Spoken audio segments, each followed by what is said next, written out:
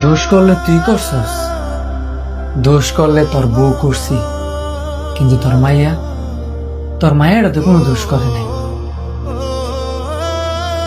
তুই একটা বিয়ে করলে নতুন বউ পাবি, তোর বউ একটা বিয়ে করলে নতুন জামাই পাবি, কিন্তু তোর মেয়েটার মাঝখানটা তোর মেয়েটার জীবনটা নষ্ট হইব। আর তোরা তো স্বার্থপর, তুই একটা স্বার্থপর, তোর বউ হচ্ছে আরেকটা স্বার্থপর। তোরা যদি নিজে ঘর স্বার্থ না খুঁজা বাচ্চাটার কথা চিন্তা করতি, তাহলে এই ডিভোর্সের ঘরটা বাচ্চা নিতি না। ধরলাম তোর মাইয়া তোর কাছে নাই, তোর বউর কাছে আছে। তোর বউ তো বিয়া করব, তোর বউর নতুন জামাই তোর মাইয়ার যখন মাইনা নিত না, তখন তোর মাইয়ার কি হইব? এই প্রেমের মতো নানির বাইক বড় হইব।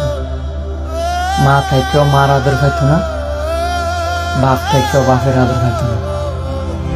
আর এতিম হইয়া একটা সন্তান বড় হওয়া কত যে কষ্ট, ওইটা আমি জানি।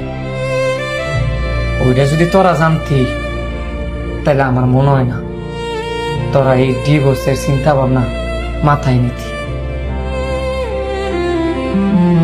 এই যে তোরা বাচ্চাটার সাথে অন্যায় করতেছস, এই অন্যায়ের শাস্তি তখন হারে হারে ভোগ করা লাগবে।